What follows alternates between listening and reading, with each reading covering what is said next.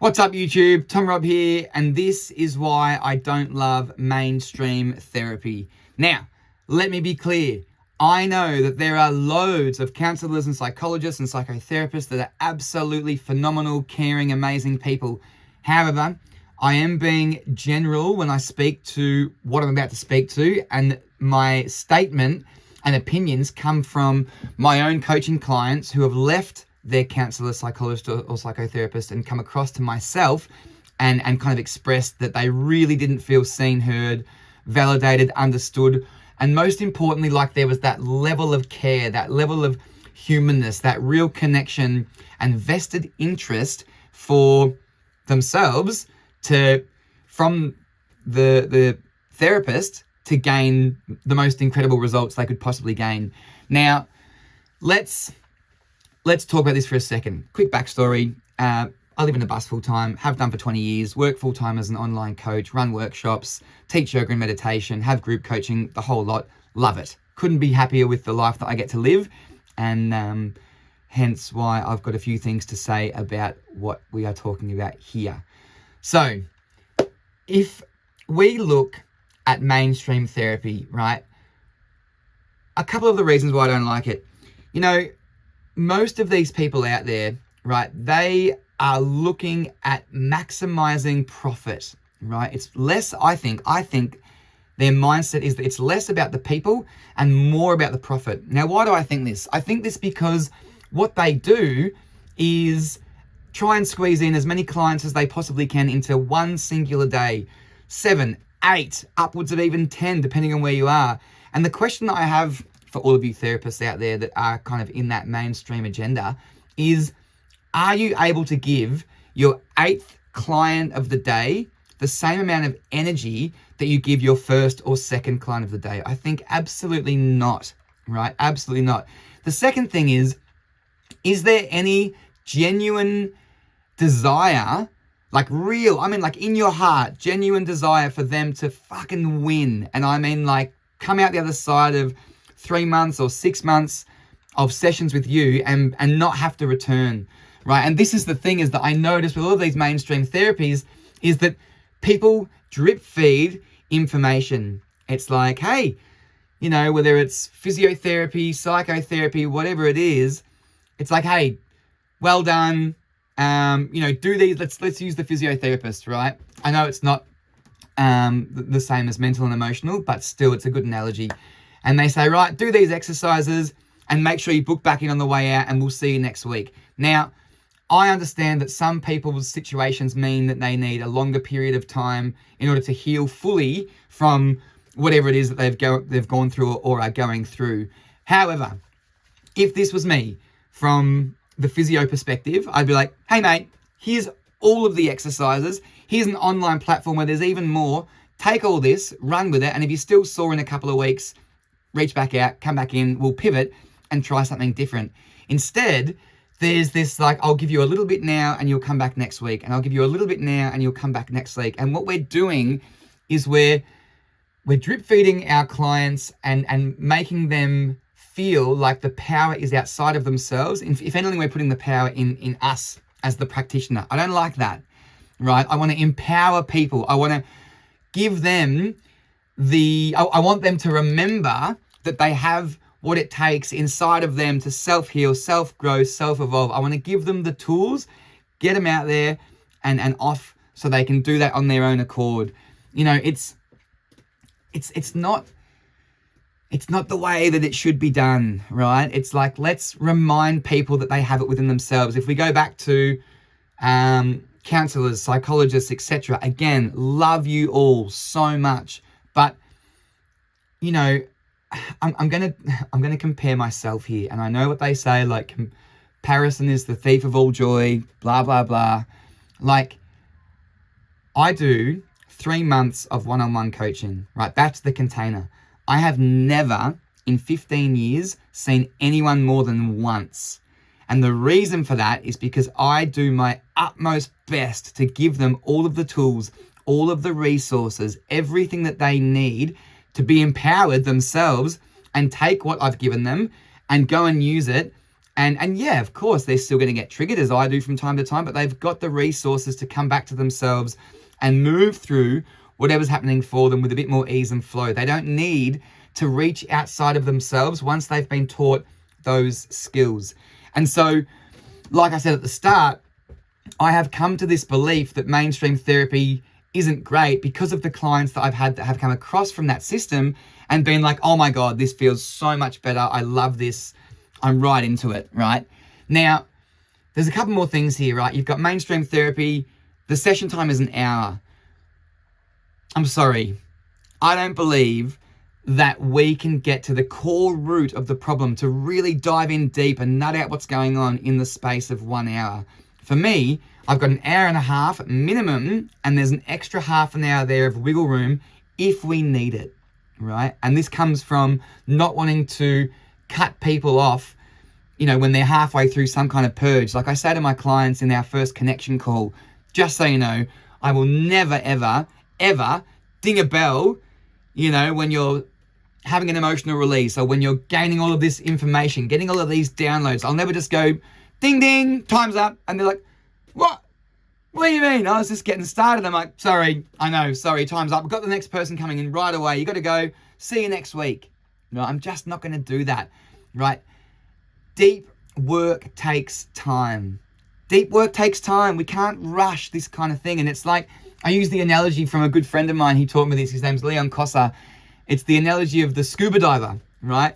When we go down together, we can't come up too quickly. Otherwise, we get the bends. So things need to be done in a manner that is slow and heart-led and with an intention for the client to really gain the results that they're wanting to gain. So that's the first thing.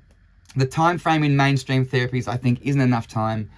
The second thing, which is even bigger, is that there's no level of human connection, right? Again, I said this earlier. It's more about profit and less about the people. Now, here's the thing with me. Like, if I'm coaching you, we have a connection call, and that might be 15 minutes to half an hour where I check in with where you're at. I check in with where you'd love to be, and we talk about what's possible in building a bridge between point A and B, and I want to figure out through that conversation whether or not I can absolutely, definitely help you get to where you want to get to. So I'm operating within my integrity. And the second thing to this, which for some people sounds a little bit weird, and I'm here for the comments, people, like, hit me up with what you've got. In that call, I want to find out whether I like you and whether you like me, and ultimately whether or not if I was passing through your town, we could catch up for a coffee, a beer, a dinner, whatever. And people say to me, mate, who fucking cares if you like them or not? If you think you can help them, just help them. And I say, no, that's not how I roll, because if there is a level of camaraderie, if there's a level of depth and connection where I go, oh, this person's a legend, and they go, oh, I really like Tom's vibe, then the depths that we can travel together within that 3-month container are far greater than if you are just another number on a screen of someone that rolls in, of the 8 or 10 clients that I have in a day, leave and then on to the next one, right? And by virtue of having that connection, something's different, right? I can't explain it, but you know what I mean. You've felt this before. It's like there's a real level of care and a real desire for them to come out of this 3 months being fucking empowered, feeling amazing, ready to go. That doesn't happen in my experience. That doesn't happen in mainstream therapy, right? It's like, what can I do in mainstream therapy to keep this person coming back, you know, as frequently as possible? Now, again, I want to be clear. I understand that some people's issues are ginormous and they need to come back, you know, weekly or fortnightly for a longer period of time. I get that. But again, my intention isn't to hold someone in my space for months, years on end. It's to get them in and, you know, as quickly but as effectively as possible, with the slowness, with the grace, with the connection, give them what they need to do everything on their own accord. Now, of course, there have been people that have stuck around for longer than 3 months because they've enjoyed our time together so much that they're like, oh, this is great. I just love having a chat each fortnight. Can we just continue? I say, yeah, absolutely. The other thing that I do in my one-on-one sessions is what's called an SOS call and a text message for non-urgent situations. And so what this looks like is between that fortnight, if they are in absolute struggle town, completely triggered, they can text me SOS and I'll call that person as soon as physically possible to jump on the phone and say, what's going on? Let's dive in. If it's not urgent, they can send me a text and just ask me a question and I'll get to it within 24 to 48 hours. And so, you know, I say to them, it's kind of like I'm in your corner, you know, for 3 months, like the boxing trainer, like right there. If I see a podcast, if I see a video, listen to a podcast, read a book, anything that relates to your situation with where you're at in life and what we're here to do and the results we're after, I'll flick it across to you. I'm holding space for you in my consciousness for the entire 3 months and really setting the intention to get you going again so that you can heal on your own accord. You know, and I guess going back to the amount of clients per day, I have 2 or 3 in one day, maximum, right? 2 or 3 people, not 7, not 8, not 10. I'm not getting to the final person at the end of the day thinking, fuck, I can't be bothered. Each person that is showing up, I'm giving them 100% of my presence, my energy, my uniqueness, right? It's like, we're in service. You know what I mean? Oh my God, we're in service. And I think when we offer such deep, beautiful work, you know, in service to another, we want to show up fully present, fully here, fully ready, fully with the intention and the desire to fucking get them going, right? And so with all of these things that I'm doing, I don't see that happening in mainstream therapy. I don't see it happening. And, you know, gosh, I met someone not that long ago that said that their sessions were half an hour and they've got like 12 people in a day. I'm like, whoa, no, that's ridiculous. I can't. I really can't. You know, I really can't. I also feel like, and I'll end on this, and this is probably going to fucking ruffle a few feathers, I'll be honest, but, you know, I've got a master's in NLP.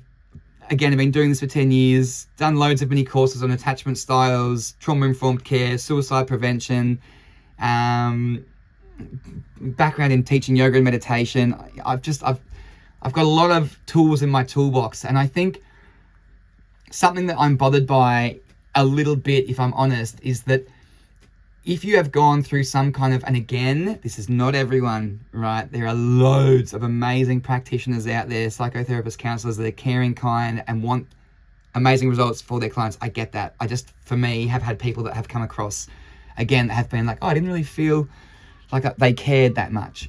And so what I'm saying is, for decades, you know, people were like, oh, there's no attachment between the brain and the body. They don't exist. People are like, you know, the holistic psychologist in her book shares a story where she wants to learn and do a thesis on meditation. And her lecturer's like, no, that's ridiculous. That's woo-woo garbage. It's not going to work, right? So I think one of the problems that I have here is if you've come out of that system with your degree in psychotherapy or counseling or whatever, and you haven't got the foresight or the ability to be open to the idea that maybe there are different ways, alternate ways, better ways to do things, then you're only going to operate in the confines of what you know. And until we know better, we can't do better. And this is the thing. It's like, you know, sometimes, and it's not just me saying this, I've read this, I've looked up, I've researched it, like talk therapy, which is such a big thing. I don't think it works. And people come in and they talk about their problems and it brings up their problem, and then the hour's over and they're like, all right, cool, we'll see you next time. Or it brings up what's going on. Maybe there's like a solution that gets brought up by the coach or the counselor. They leave hyped and motivated only to fall back into the same old pattern a couple of days later. And it's this oscillating, you know, conflict structure. It doesn't work. I don't think it works. I really don't. And I feel like nowadays there are so many other avenues, ways, modalities, things that you can learn so that when someone comes in to you know, grow and evolve and heal, we're not operating out of the one system that has been around for far too long that I don't really feel has changed. It's like, oh my God, I can offer someone a dozen different practices to help them move through whatever they're going through. So,